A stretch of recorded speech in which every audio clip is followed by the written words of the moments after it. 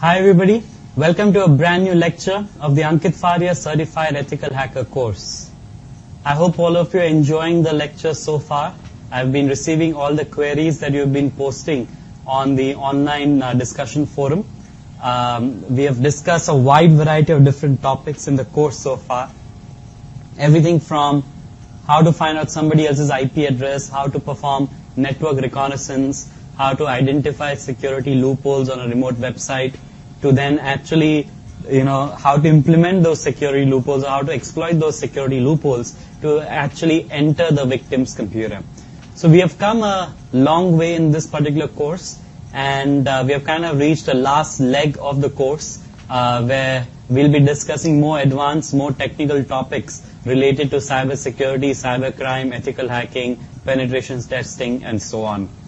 Now, in the last class, we had discussed a very interesting topic, which I can judge based on the emails that I've received after that lecture, which was phishing attacks. How to gain access to somebody else's email account, Facebook account, Twitter account, or even bank account by creating a fake login screen and sending it to the victim. So phishing is all about fooling the victim into believing that they have connected to a real website, and they are going to enter the username password, which will then go to the real website. But in reality, it's a fake login screen, and essentially you're just trying to steal the username password of the victim. Now, phishing attacks can be detected by a user. So in the previous lecture, we had discussed some very commonly used techniques to disguise a phishing attack such that the victim feels that it's a real login screen. We also saw how to disguise the URL using either the HTML5 full screen API attack or the URL shortening attack or open redirection attacks or a bunch of other techniques as well. So today I'm actually going to continue the previous lecture, and we're going to discuss a wide variety of topics like advanced phishing attacks, cross-site scripting attacks, and of course how to protect yourself against phishing attacks. And in the second half of today's lecture, we'll be discussing another very interesting technique known as cookie hijacking and session hijacking. So how to steal somebody else's cookies so that you can steal their session ID and hijack their session. So it's going to be a very interesting lecture today. So without wasting any time, let's go ahead and move to my PowerPoint slides. And I'd like to actually start today's lecture by giving all of you a live demonstration of a very, very interesting technique which will not put you to sleep like this photograph suggests, but it's essentially a technique called tab napping. Tab napping.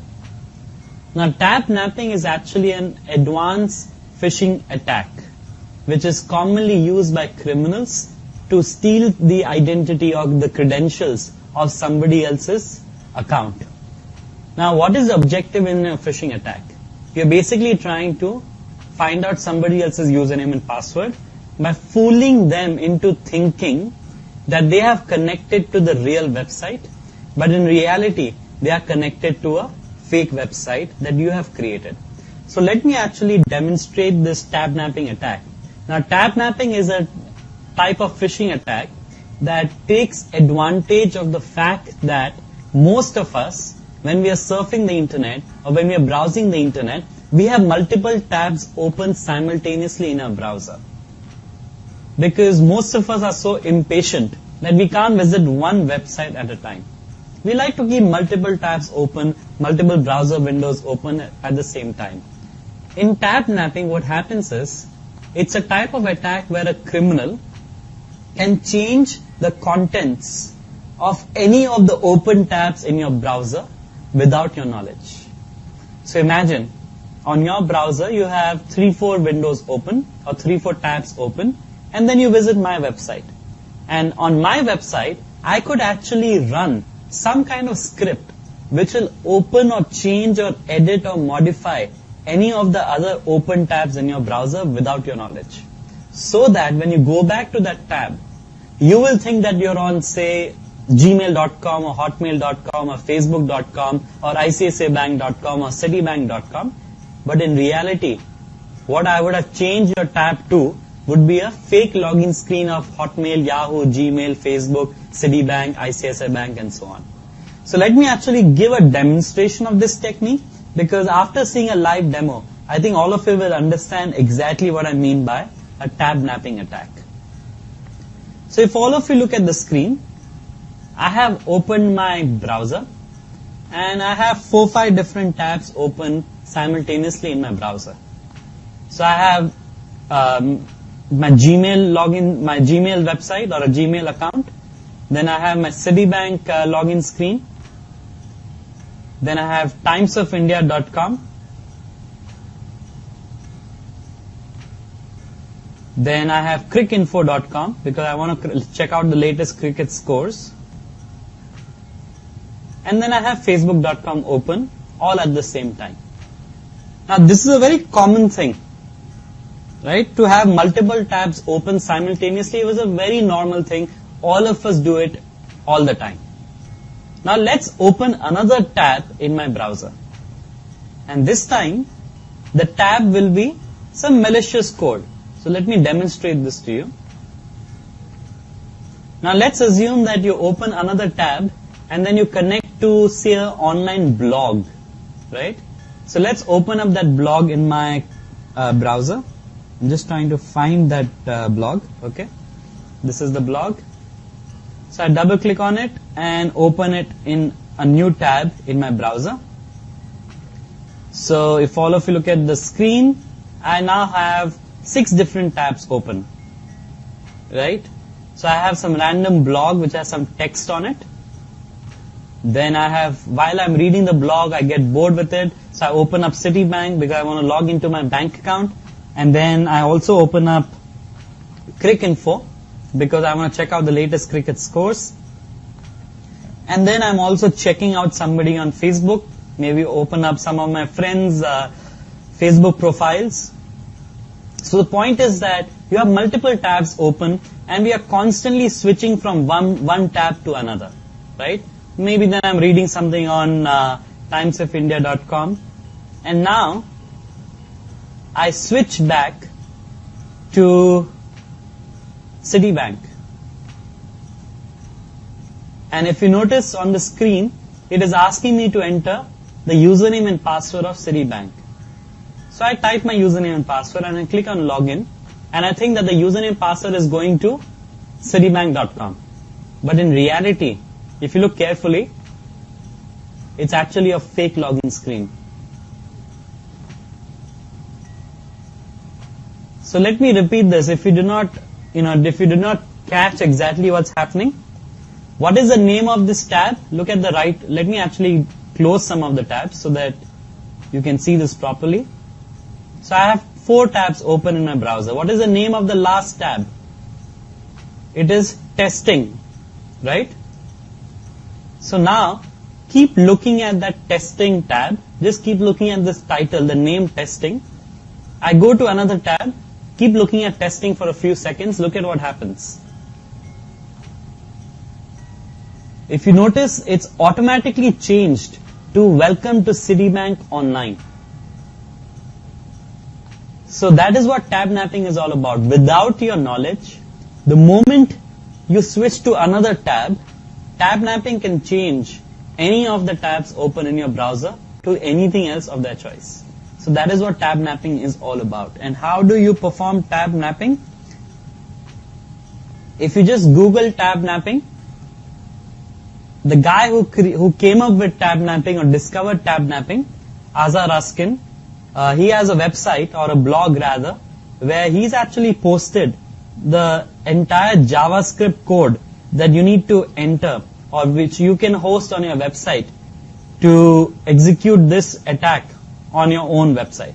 So imagine that if you want to steal your friend's, say, Facebook account password using tab napping, you can actually host a blog or your own website, and on your own website you run the tab napping code, and then you invite your friends to visit your website.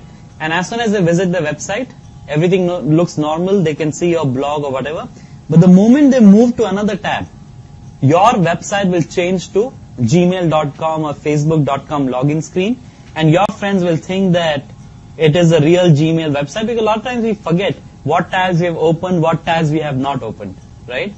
So that's the beauty of tab napping, and it is extremely, extremely dangerous because it can be misused to steal somebody else's username and password of any online account.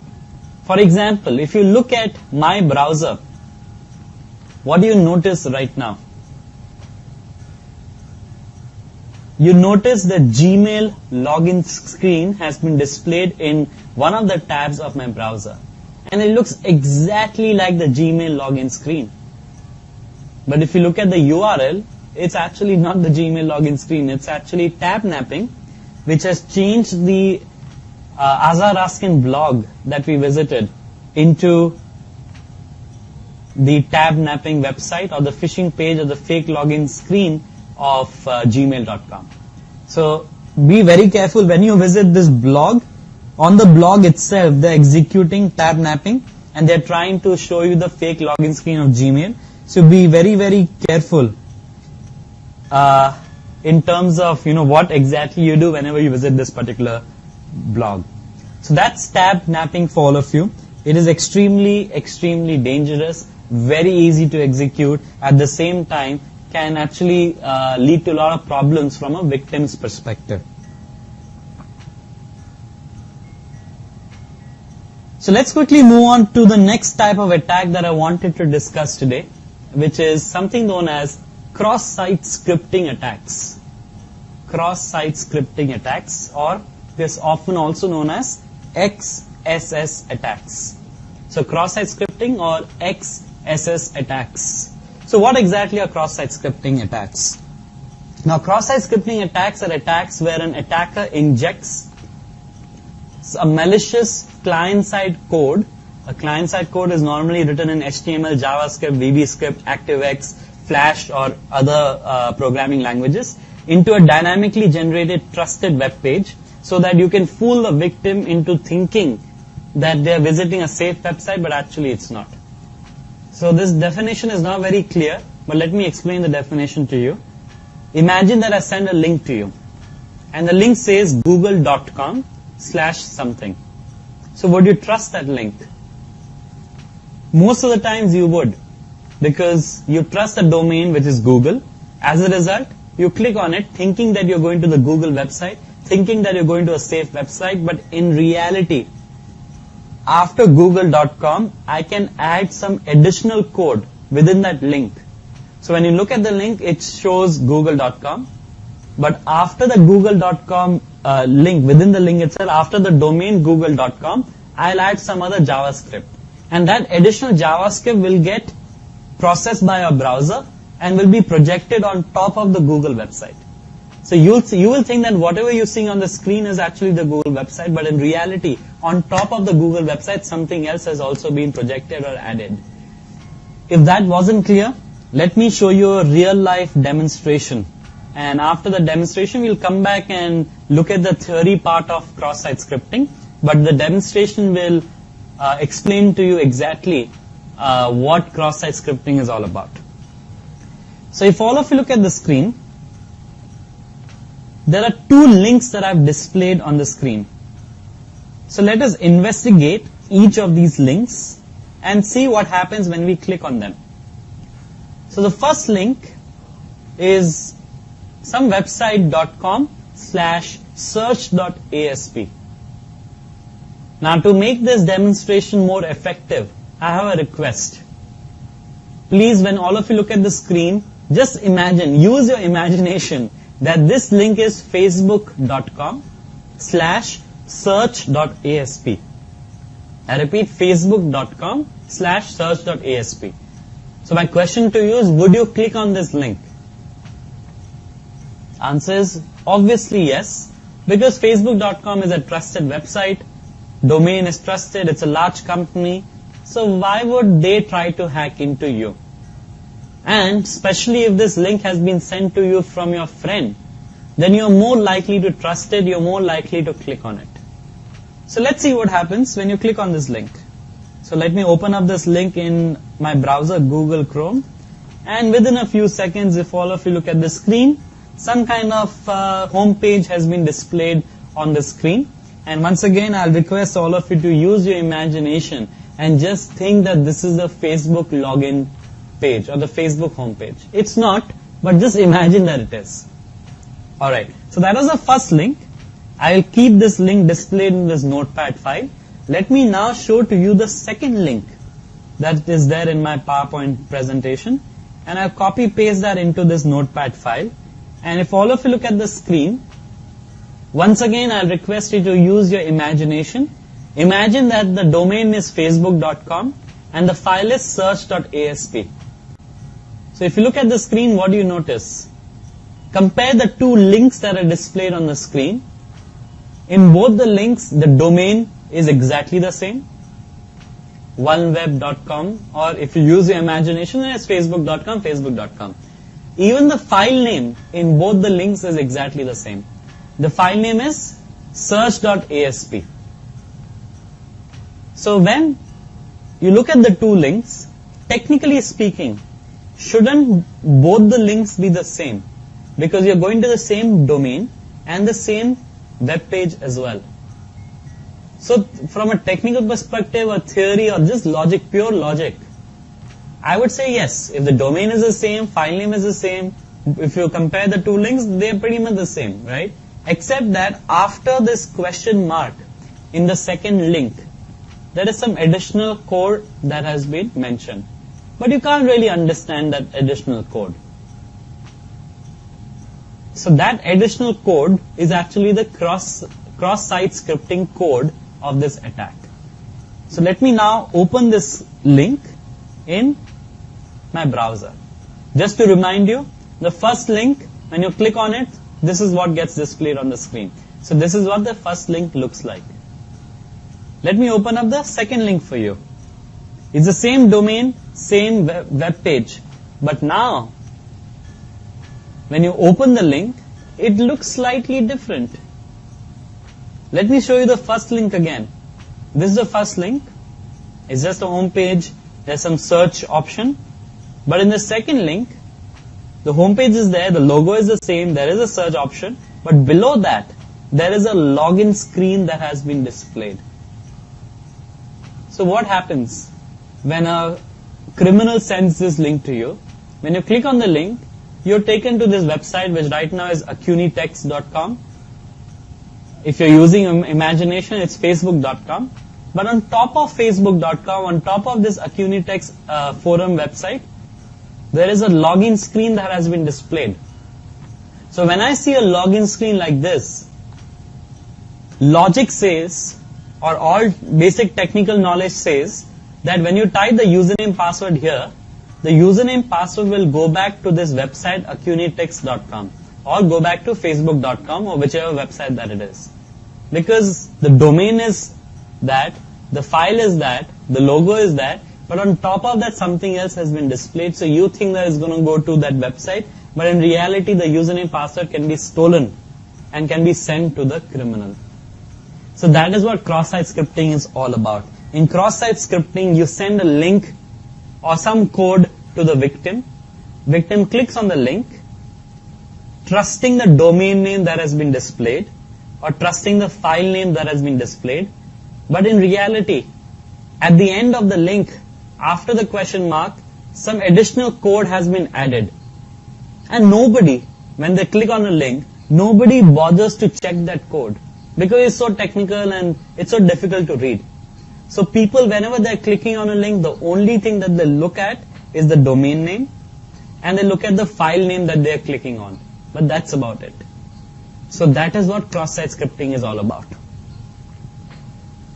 So if you look at this second link carefully, after the question mark, there is a lot of code that has been displayed. Some of it you can understand, other part of it you can't really understand. So this is actually a great example of something known as an encoded URL, where a regular URL gets converted into a difficult to read or a difficult to understand URL. That is what encoding a URL means. So let me now show you a website which allows you to encode a URL And not only that, it also allows you to decode a URL. So how do you convert a regular link into an encoded link? And then the reverse. How do you convert an encoded link into a decoded link? So let me go back to my PowerPoint slides. So there's a very interesting website which I like to recommend to all of you. The website address is meyerweb.com/eric/tools/dencoder. meyerweb.com/eric/tools/dencoder.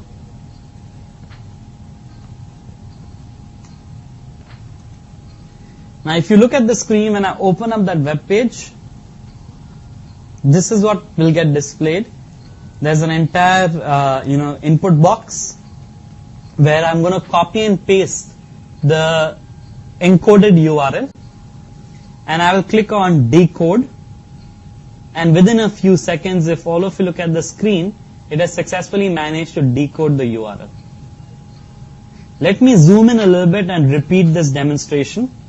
So I copy paste the encoded URL. So if you look at the encoded URL, you can't really make any sense out of it, right? So it's just gibberish, difficult to understand, some technical stuff. But when I decode it, you suddenly realize that all that the code was simple HTML. And the code was the HTML code that would create the fake login screen. So it says, please log in with the form below before proceeding. There's a login page, there's a password prompt, and things like that. And there's an entire form which can then be submitted back to the criminal. So what you're seeing on the screen is the encoded version or the decoded version of the code that displays this fake login screen when you click on that link. So that is what cross-site scripting is all about. The ability to send a link to the victim and add some additional JavaScript or HTML code towards the end of the link, because most people when they click on a link, they only look at the domain and they only look at the file name that they're clicking on. They don't care about what is there at the end of the link. Alright, so at this stage, let me go back to the cross-site scripting definition and let's start discussing the theory part of cross-site scripting. So cross-site scripting attacks are attacks where an attacker injects some malicious code like HTML, JavaScript, VB script, and so on into a dynamically generated trusted web page so as to fool the victim who is viewing that page. In a cross-site scripting attack, the criminal does not hack into the trusted website. So the link that I clicked on, it does not mean that I hacked the website. All I'm doing is sending a specially created link which has some JavaScript code within that link. So when the victim clicks on the link, the special JavaScript code also gets executed. That's the only thing that's happening. For example, it may be possible for a criminal to inject a script into a web page in such a way that when the victim clicks on that link or visits that web page, then he's redirected to a fake login screen on a phishing page controlled by the victim that steals sensitive data like the password of the victim. That is what cross-site scripting is all about. Cross-site scripting can be executed for a wide variety of different malicious or criminal purposes. First of all, to execute the